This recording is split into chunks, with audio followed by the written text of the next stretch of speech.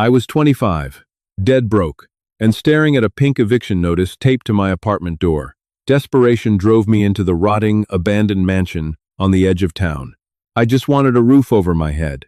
I never expected to find a hidden wall that would completely destroy my reality. At 25, you're supposed to have your life at least somewhat figured out. You're supposed to have a career path, maybe a serious relationship, a savings account that doesn't induce a panic attack every time you check the balance.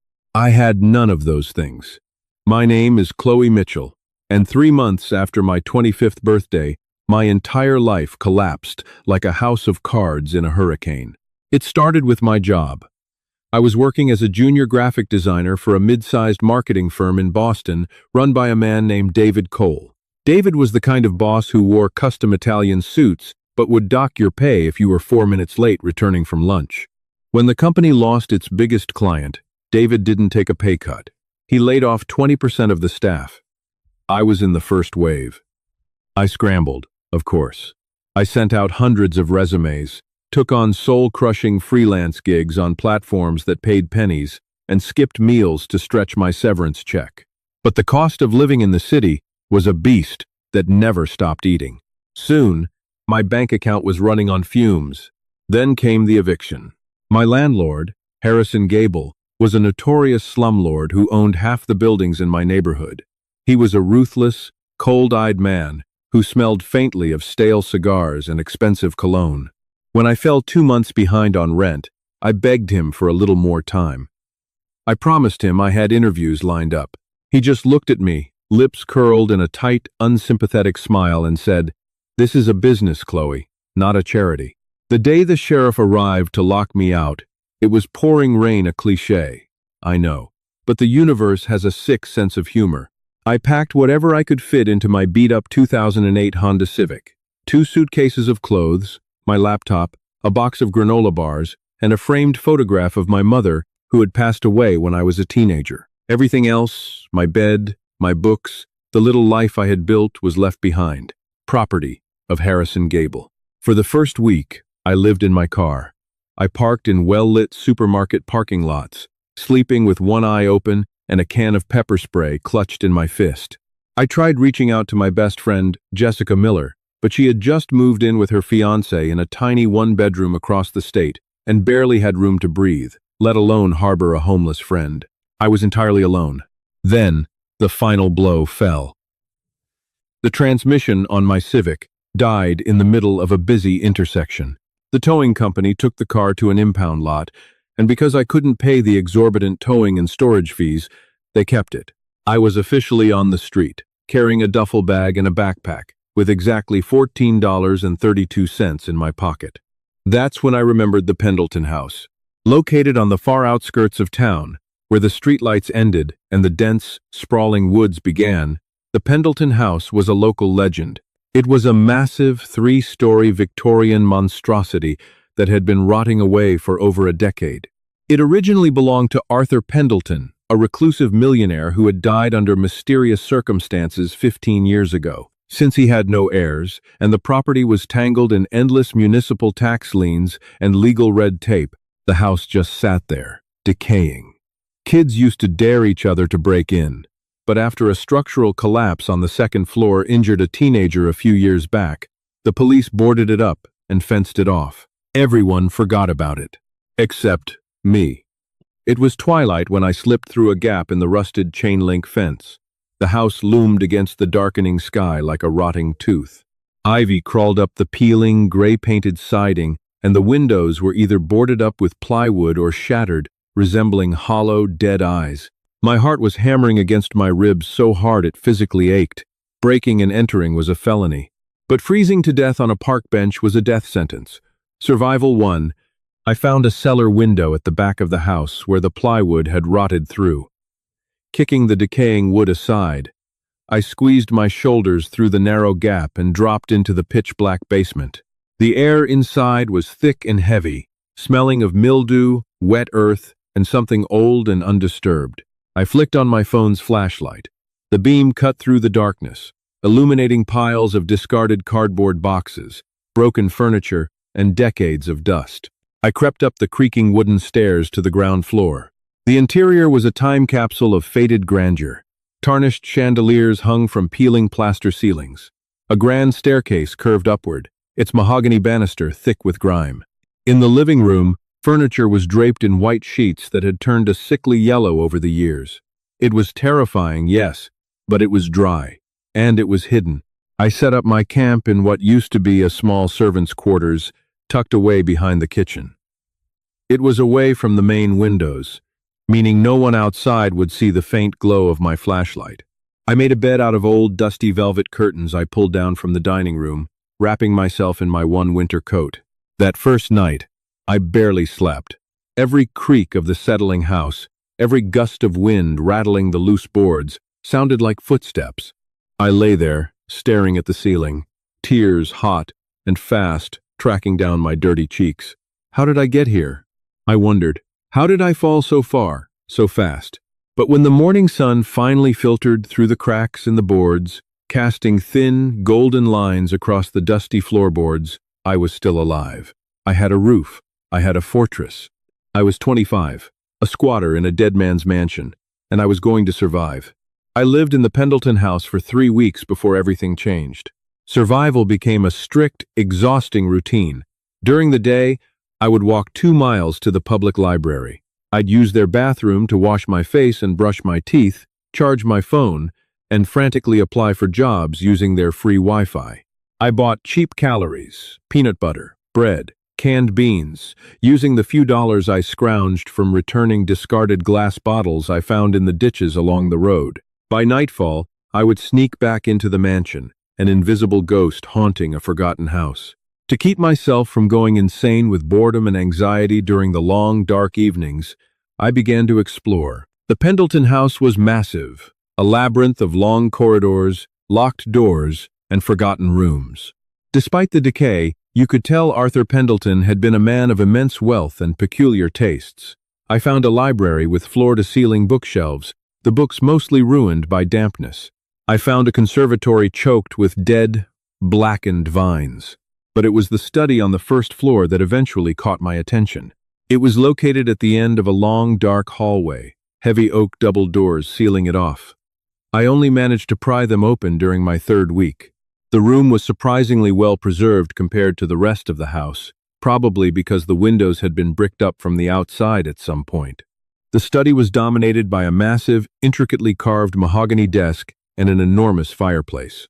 But as I walked around the room with my phone flashlight, something felt off. It was a spatial anomaly. My father, Richard Mitchell, before he walked out on my mother and me when I was 7, had been an architect. He used to point out structural dimensions to me when we walked down the street. That inherited spatial awareness kicked in now. The hallway outside was at least 30 feet long, but the interior wall of the study only measured about 20 feet. There was a 10-foot gap of dead space between the study and the adjacent drawing room. I stood in front of the back wall of the study. It was entirely covered by a massive, built-in bookshelf that stretched from the hardwood floor to the 12-foot ceiling. I stepped closer. The air near the bookshelf was noticeably colder. I ran my hand along the edge of the dark wood where it met the plaster wall. I felt a faint, steady draft. Air was moving. My pulse quickened. My mind immediately flashed to silly childhood mysteries and Hollywood movies. But the physical reality was staring me in the face. I grabbed one of the thick shelves and pulled. Nothing. I tried to push it. Solid as a rock. I spent the next 2 hours inspecting every inch of that bookshelf. I pulled at rotting leather-bound books, pressed hidden knots in the wood, and tapped on the panels listening for a hollow sound. It was behind a hollowed-out encyclopedia volume labeled Volume IV, Botany to Ceramics, that I found it. Instead of paper pages, the book's interior was a hollow wooden box containing a small, heavy brass lever. Holding my breath, I pulled the lever down. A loud, metallic clack echoed through the silent house, making me jump out of my skin. A grinding sound followed, the sound of gears that hadn't moved in a decade protesting against rust and time. Slowly, agonizingly, the entire central section of the bookshelf swung outward on hidden hinges, kicking up a massive cloud of choking dust. I stepped back, coughing, waving the dust away from my face. When the air cleared, I shined my light into the opening. It wasn't just a hidden closet. It was a heavily fortified panic room, entirely encased in steel and concrete. My hands were shaking as I stepped over the threshold. The air inside was completely stale, smelling of old paper and ozone. The room was small, maybe 10 by 10 feet. In the center sat a metal desk with an ancient, boxy computer monitor. Against the right wall was a cot, but it was the back wall that made the breath catch in my throat. It was lined with heavy-duty metal shelving. Neatly stacked on those shelves were clear, vacuum-sealed bags. I walked over, my flashlight beam trembling. Inside, the bags were stacks of $100 bills. Dozens of them. Hundreds of them. I picked one up. It was heavy, dense, and absolutely real. There had to be at least $500,000 sitting on this shelf. My mind short-circuited. I was holding more money than I would ever make in a lifetime, hidden away in a dead man's secret bunker. I could pay off my debts. I could buy a house. I could get out of this nightmare. But as my eyes adjusted to the room, I noticed something else on the metal desk. A thick, red, leather-bound ledger, sitting perfectly centered on the blotter, next to a small brass key and a locked steel lockbox. I set the bag of money down, my hands trembling too much to hold it, and opened the red ledger. The pages were filled with Arthur Pendleton's meticulous handwriting. It wasn't a diary. It was an accounting book, but not for any legitimate business. As I read down the columns, skimming the dates from nearly 20 years ago, a chilling narrative began to unfold. It was a record of bribes, illegal land seizures, and massive offshore wire transfers. Pendleton hadn't just been a reclusive millionaire. He had been the shadow banker for the city's most corrupt elite. He was laundering money, dodging municipal taxes, and funneling illicit funds through shell companies. And he was keeping receipts on everyone. I saw the names of sitting judges. I saw the name of the former mayor. I traced my finger down the yellowed page, my blood running colder with every line. Then, my finger stopped. My heart felt like it had been dunked in ice water. There, listed under a massive $250,000 transfer for Riverside Development zoning bribe, was a name I knew intimately. Harrison Gable, my slumlord. The man who had evicted me. The man who practically owned the city's low-income housing market today. According to this ledger, Gable had built his real estate empire using dirty money funneled through Arthur Pendleton. My head was spinning. The universe wasn't just playing a joke on me. It was dragging me into a conspiracy. I flipped the page, hungry for more, terrified of what I would find. The next page detailed a payout for architectural obfuscation and blueprint falsification. Essentially, paying someone to design hidden rooms and fake structural blueprints for properties used by the embezzlement ring. I looked at the name next to the payment. My lungs seized. I dropped the flashlight. It clattered to the steel floor, the beam rolling wildly across the room before settling on the wall. The name on the ledger was Richard Mitchell, my father. My father didn't just walk out on us because he was a deadbeat. He was on Arthur Pendleton's payroll. He had designed this very room. And judging by the frantic, scrawled note at the bottom of the page in Pendleton's handwriting, Mitchell knows too much.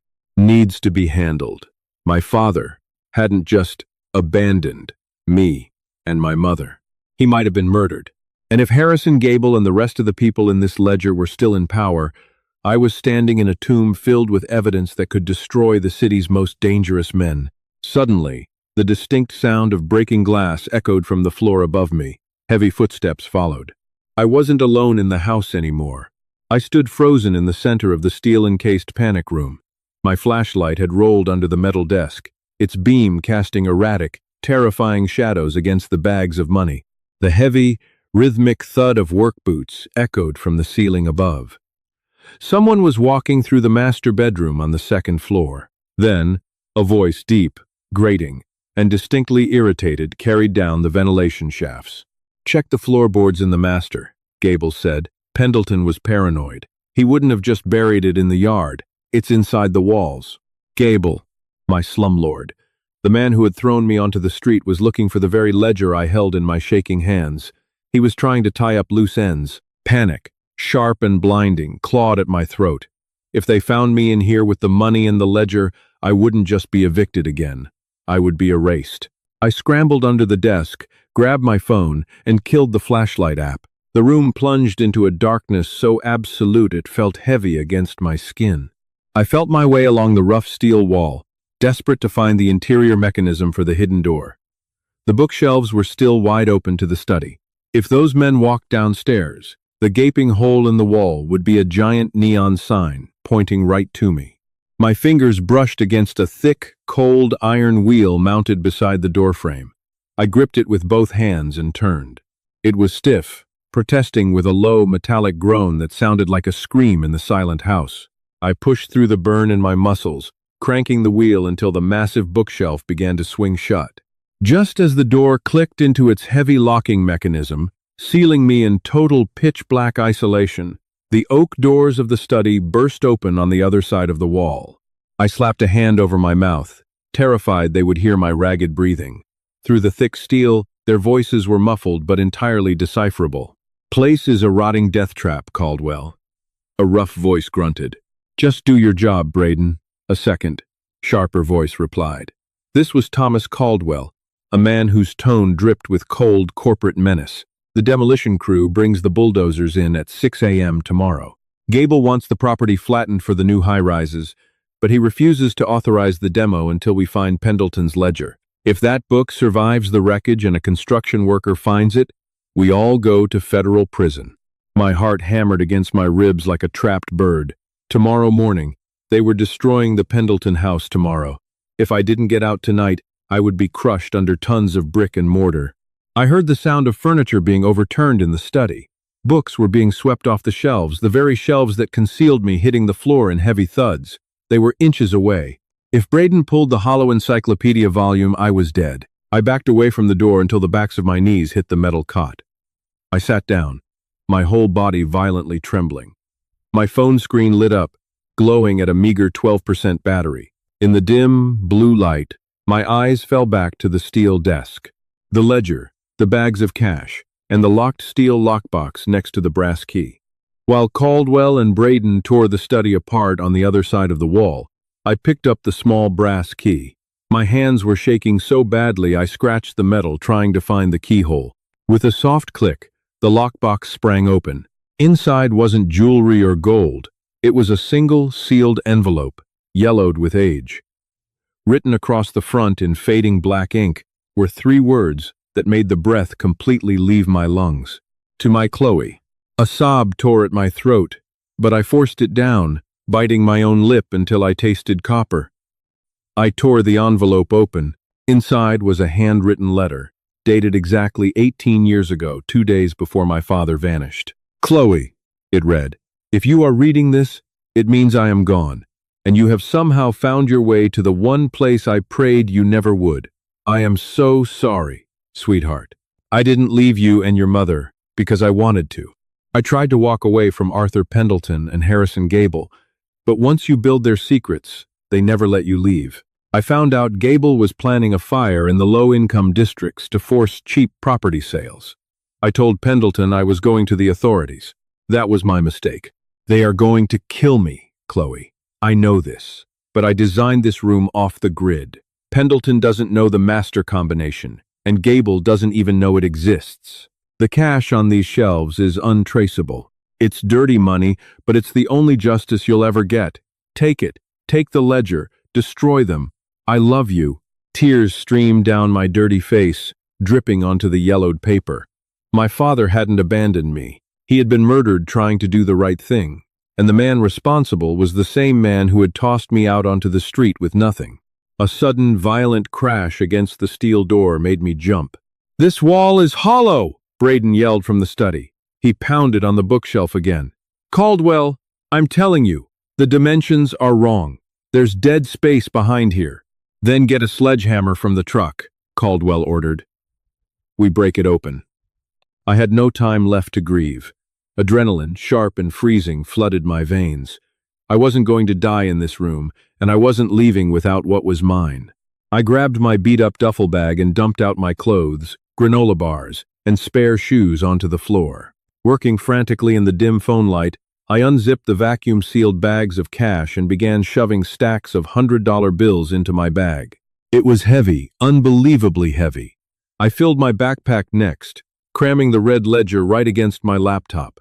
I must have packed over $400,000. I'm going to the truck, Braden's muffled voice called out. Make it fast, Caldwell snapped. Footsteps retreated down the hallway. This was my only window. I didn't know if Caldwell had stayed in the study or followed Braden, but I couldn't wait to find out. I grabbed the iron wheel, took a deep breath, and turned it. The mechanism groaned. The bookshelf swung outward. The study was empty, but the hallway doors were wide open. I could hear Caldwell pacing in the foyer. I slipped out of the panic room, my bags weighing me down like lead anchors. I crept across the study, avoiding the debris on the floor, and slipped out the side door that led into the conservatory. "Hey!" Caldwell's voice barked from the hallway. "Who's there?"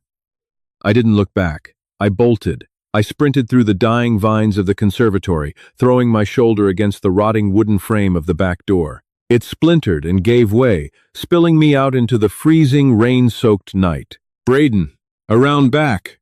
Caldwell roared. I ran. I plunged into the dense woods behind the Pendleton estate, branches whipping my face and tearing at my jacket. The heavy bag slammed against my ribs with every step.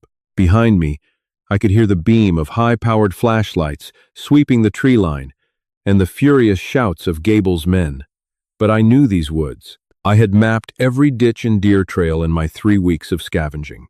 I vanished into the dark, leaving the abandoned house and my father's ghost behind. I didn't stop running until my lungs burned and the sky began to bleed a pale, bruised purple. By sunrise, I was sitting in a dingy, 2-4-hour truck stop diner 10 miles outside of town. I was covered in mud, smelling of mildew, and shaking uncontrollably. I ordered a black coffee and paid for it with a crisp, slightly damp $100 bill. The waitress gave me a strange look but didn't say a word. I sat in the back booth, staring at the red ledger sitting on the Formica table. My first instinct was to go to the local police. But my father's letter and the ledger's meticulous records proved that half the precinct was sitting comfortably in Harrison Gable's pocket. If I walked into the local station with this book, the evidence would disappear, and shortly after, so would I. I needed a bigger hammer. Using my laptop and the diner's weak Wi-Fi, I searched for the FBI field office in Boston. I specifically looked for the white-collar crime division, scanning the directory until I found a name with no local ties: Special Agent Sarah Jenkins.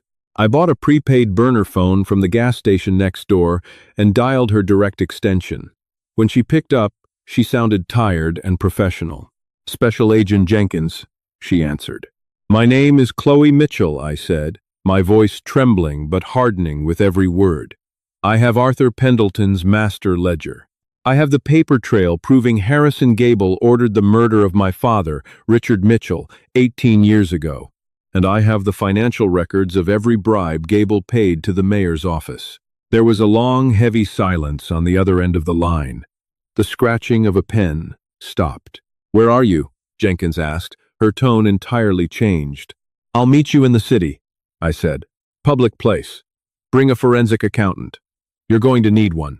The meeting happened 3 hours later in a crowded train station concourse. Agent Jenkins was a sharp-eyed woman in her late 40s who looked at me, a bruised, dirty 25-year-old clutching a backpack with a mix of pity and intense skepticism. That skepticism vanished the moment I slid the red ledger across the table. I watched as her eyes darted across the pages, her face tightening as she recognized the names of sitting judges, city councilmen, and prominent developers. It was a roadmap of systemic, unbreakable corruption. "Where did you get this?" she whispered, closing the book like it was a live bomb. "Gable evicted me," I said flatly. "So, I moved into Arthur Pendleton's abandoned house. Gable sent men to destroy it this morning. You need to move fast, Agent Jenkins. If Gable realizes I survived the night and have this book, he'll run." I didn't mention the $400,000 hidden in the duffel bag resting at my feet. That was my father's money. That was the blood price for my family being torn apart. The FBI could have the justice. I was taking my survival. The federal raid happened 2 days later. I watched it unfold from the safety of a high-rise hotel room Jenkins had secured for me. The local news cut into their regular programming, to broadcast live aerial footage. FBI tactical teams swarmed Harrison Gable's corporate headquarters. Dozens of agents carried out boxes of hard drives and files. Then, the camera zoomed in on the front doors. Harrison Gable, wearing one of his expensive bespoke suits, was led out in handcuffs. His face, usually an arrogant mask of superiority, was pale and drawn in panic. Thomas Caldwell was hauled out right behind him, bleeding from a cut above his eye, after resisting arrest. The anchor's voice was breathless. "We are witnessing an unprecedented federal sweep today. Real estate mogul Harrison Gable has been indicted on 22 counts of racketeering, federal tax fraud, bribery, and, shockingly, conspiracy to commit murder." I turned the television off. The silence in the hotel room was profound. For the first time in my entire life, the suffocating weight on my chest was gone. I wasn't a victim anymore. I wasn't just a desperate girl sleeping in her broken-down Honda Civic. 6 months later, the city was unrecognizable. The corruption sweep triggered by the ledger put a dozen powerful men behind bars. Harrison Gable was denied bail, facing life in federal prison for ordering my father's death. As for me, the FBI never questioned how I was affording my new life. To them, I was just a brave citizen who had stumbled upon a gold mine of evidence.